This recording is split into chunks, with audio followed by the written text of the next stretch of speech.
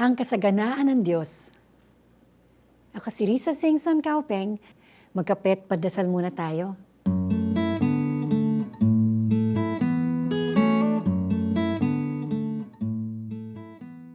Ngayong natapos na ang Pasko, tiyak may mga gamit kang natanggap na hindi mo man magagamit.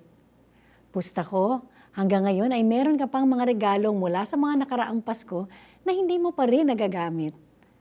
Ngayon ang magandang panahon upang magbawas at mag-ayos bago dumating ang bagong taon. Naniniwala ako na marami tayong mga bagay na hindi natin ginagamit na mas kailangan ng iba. Yung damit mong ubod ng sikip, ngunit minsan mo lang nagamit at inaasahang magkasya pa sa'yo.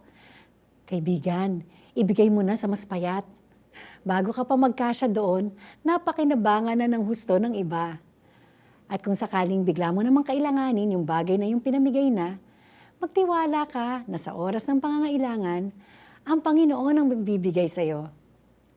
Tayo ay napapaligiran ng kasaganaan ng Diyos. Sabi nga ni Jesus, huwag kayong mag-alala na baka kayo ay kapusin sa pagkain, inumin o damit. Alam na ng inyong Ama sa langit na kailangan ninyo ang lahat na ito. Tayo manalangin. Jesus, naway aming bigyang halaga ang kaharian ng Diyos at ang pamumuhay na ayon sa inyong kalooban upang matanggap namin ang lahat na ibig niyong ibigay sa amin. Amen.